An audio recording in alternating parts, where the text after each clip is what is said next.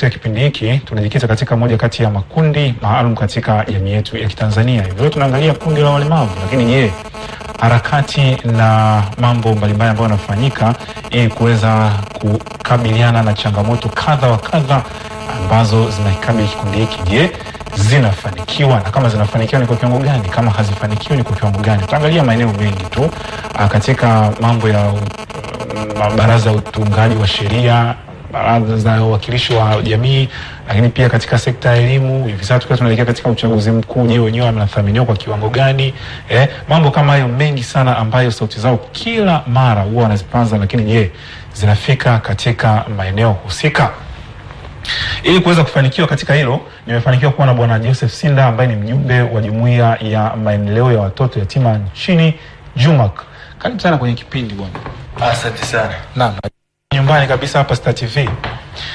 Lakini sambamba na Bwana Joseph, nipo na Sylvester Mkumila, yeye ni mwenyekiti wa chama cha walemavu Tanzania Ilemela. Karibu sana. Asante sana. Jisikie pia uko nyumbani. Asante. Asante sana. Sasa labda kwa kuanza kipindi hiki ningependa kufahamu hali halisi ipoje hivi sasa kwa makundi ambayo nimeyataja, ambayo tunajadili hivi leo, makundi ya walemavu. Karibu sana. Karibuni sana. Naweza kaanza kaka hapa, wanaweza kaanza Joseph. Hali halisi kwa wastani sio. Ndio. Nasema sio nzuri kwa sababu ya kitu kimoja.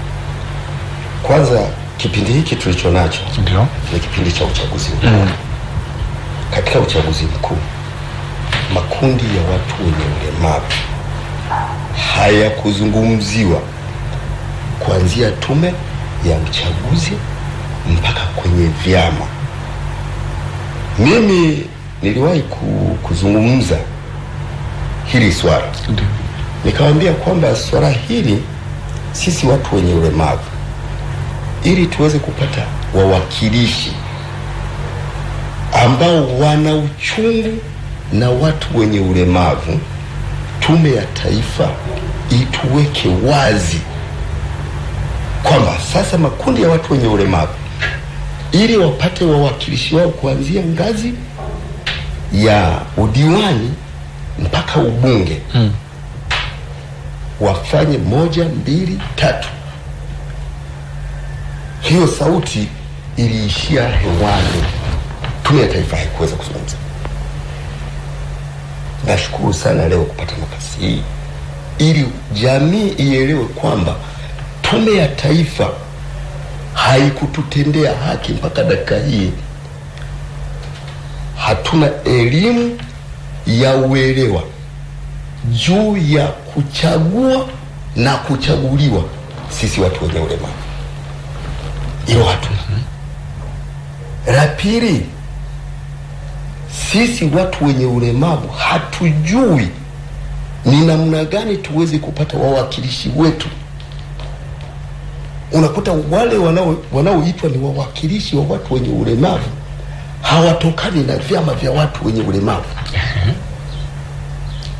Wanatokana na vyama vya siasa.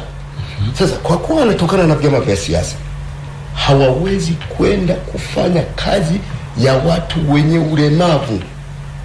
Wanafanya kazi ya wale waliowapeleka pale. Hilo siku zote wanaliongelea. Lakini Tume ya Taifa inakaa kimya. Inaonekana kwamba Tanzania kama Tanzania haina watu wenye ulemavu. Maana wakati kila mtu hapa nchini ni mlemavu mtarajiwa. Naam. Mtu hata ambaye anatazama kipindi hiki, yani yanayozungumzwa hata hapa tulipo, ndio tunaonekana sisi watu wawili ni walemavu, lakini na nyinyi mlioko mimi pia hapa ni mlemavu mtarajiwa. Kwa sababu ukiangalia kama pikipiki hizi zimeongeza walemavu wengi sana nchini, lakini serikali inashindwa kudhamini. La pili, tusilaumu sana tume ya uchaguzi, tulaumu serikali yetu. Nasema tulaumu serikali yetu kwa sababu ya kitu kimoja. Serikali tulionayo imesaini mkataba wa Umoja wa Mataifa kuhusu watu wenye ulemavu. Serikali ikasaini sheria ya watu wenye ulemavu, sheria namba 10. Lakini vyote hivyo sheria baada ya kusaini, utekelezaji hakuna, sio hauridhishi, hakuna kabisa. Imewekwa kapuni. Sasa nani wa kulaumiwa? Wa kulaumiwa ni huyu aliyesaini, na aliyesaini ni rais wa nchi. Bado akasaini mkataba wa UN unasema kwamba vyama vya watu wenye ulemavu vipewe ruzuku na serikali. Hampewi tangu mwaka 2010 wakati usaini mkataba huo, lakini vyama vya watu wenye ulemavu vipewe ruzuku.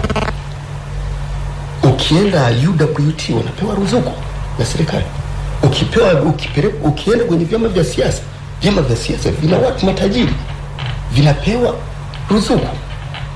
Sisi watu wenye ulemavu tunabaki tunaangalia, tunashindwa kuelewa kwa nini serikali isaini mkataba na bado isitekeleze. Hilo swala siku zote linaniumiza kichwa. Uwakilishi wa makundi haya katika mabaraza ya kutunga sheria na katika vyombo vingine tu ambavyo vinafanya maamuzi moja kwa moja, upoje? Unaridhisha? Hauridhishi kwa sababu hawamo. Lakini sio labda mnakuwa na msemaji mmoja hivi au wanakuwepo watu wawili watatu ambao inaaminika kwamba huwa wanachukua changamoto zenu kwa wanapeleka kule. Hiyo vipi? Unajua vyama vya watu wenye ulemavu vimekaa kama kiini macho ili kusudi ile sheria ya haki za binadamu ionekane inafanya kazi, iliyosainiwa mwaka 82 ionekane kwamba inafanya kazi, lakini si kwa Tanzania.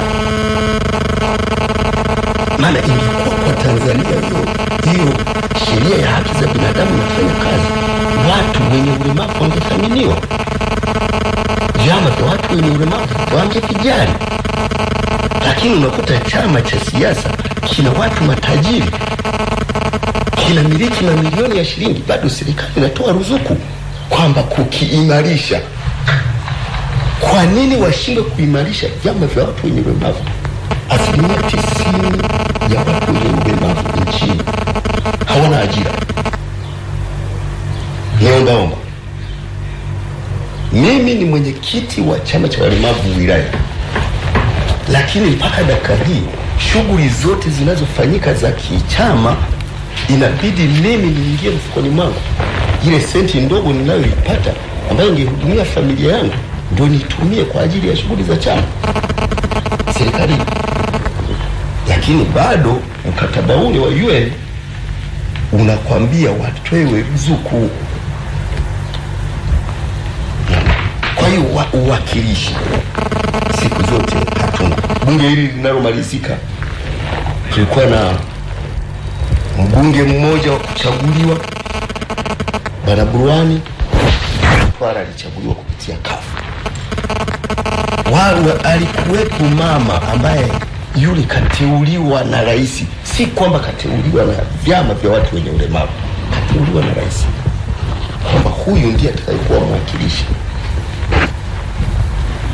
Uchaguzi huu tunaoendelea nao mpaka dakika hii ambao tuko kwenye kampeni, Tume ya Taifa imetoa kwamba vyama vya wafanyakazi viteue wawakilishi,